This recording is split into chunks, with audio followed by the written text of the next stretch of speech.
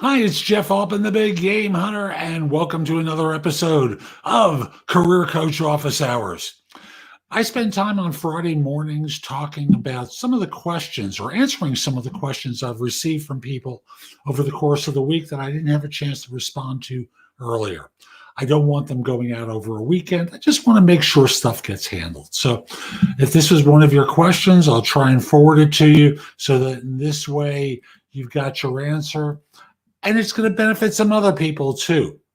So this week, oh, by the way, if you have a question for me, email it to me at thebiggamehunter@gmail.com. In the subject line, put the words office hours or career coach office hours, something.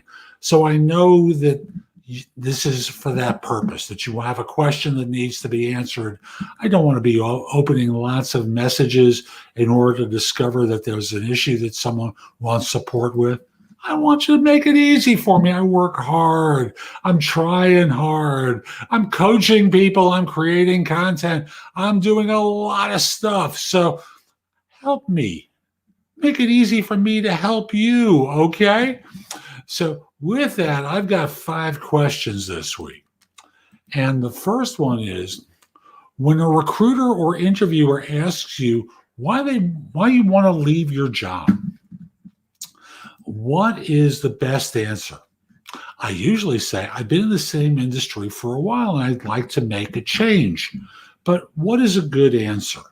Excuse me, I had Dragon on and it's starting to transcribe things.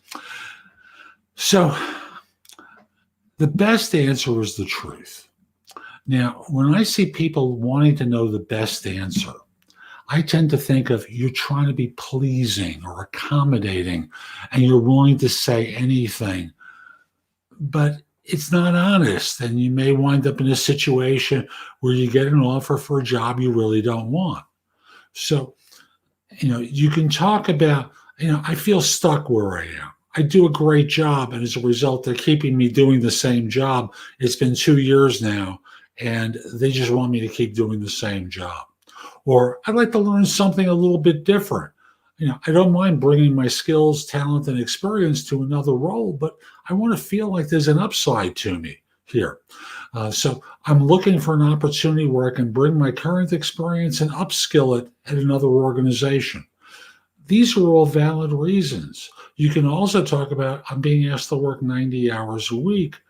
I've got a young child at home, and, I'd like to see them, not just simply pay for the therapy sessions afterwards, because I was never there.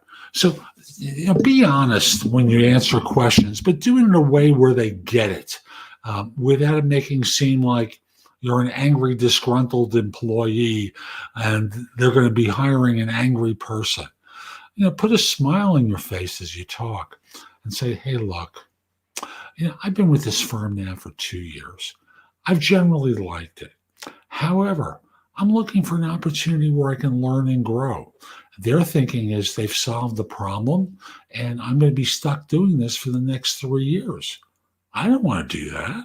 I want to learn and grow and get ahead and move up and learn new things. And that's not going to be available to me because I've done too good a job. So that becomes a way of answering that question. What should I put in the subject line of an email while applying for a job is the second question.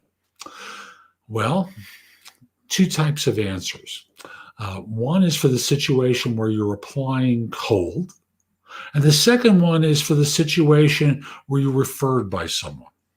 When you're applying cold, you want to have some reference to the job that you're applying for. So if you saw something on a job board or a job ad of some sort, and it had a title, put the title there.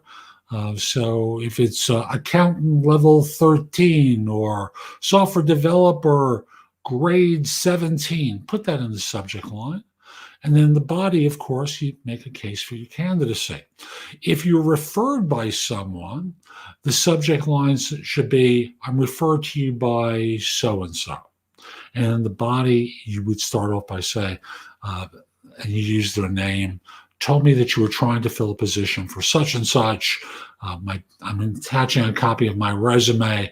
I believe I would be a good fit. Based upon what I was told, this is how my background matches up. And you just summarize what you were told and how your background matches, but the subject line talks about being referred. Question number 3 is a little confusing to me, but it reads, renegotiation is possible, but shall I wait to see the agreement based upon the first offer that I proposed and then renegotiate? I'm going to guess that they made an offer and you countered it, and you're wondering whether you should counter it again. The answer is no. What you should be doing is waiting for their first response. And if you haven't gotten it within a day or two, you message your contact there and say, I received your offer. Thank you. I responded with a proposal of my own, and I have yet to hear a response from you. Where do we stand? And that becomes a way that you open the door toward reminding them to respond. Yes, you wait. You wait for them to address your concerns, your offer, before offering up something new. Question number 4, can a recruiter ask a job candidate if he or she owns a car? Well, let me give you an example. You work in one city, you live in one city and there's a job 2 hours away. They're not paying for relocation, and the recruiter says, hey, do you have a car? Well, obviously, they want to know if you can get to work. Now, it's not about, it's not like someone's going to drive you every day to work, right? It's not like you're going to take an Uber to the office every day 2 hours away. They want to know if you can get there or if you're going to move. And in most places around the world, it's not like you can take mass transit to work. I know in New York you can. I know in certain cities you can. And in most of the country, you can't, because you got to drive. They want to know if you can get to work. That's it. So yes, they can ask. And that's true of a third-party recruiter. It's also true of an employer's recruiter. Last question for today. A hiring manager contacted me soon after I sent a job application and wanted to do an interview that day via phone. He said the interview would last 15 to 30 minutes. What does it mean? It means that they want to interview you and they're telling you how long the interview is going to last, so you can figure out for yourself whether it's viable. Anything more than that is conjecture.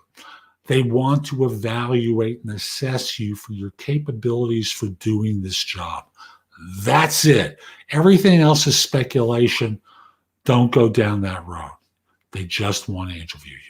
So I'm Jeff Altman. That's it for office hours for this week. Again, if you want me to answer your question, I'd love to do that. All you have to do is send me an email at thebiggamehunter@gmail.com. And in the subject line, put the phrase office hours or career coach office hours. I'll try and address it during the week, but if not, at a minimum, I'm going to get to it on Friday. I hope you have a terrific day, and most importantly, be great. Take care.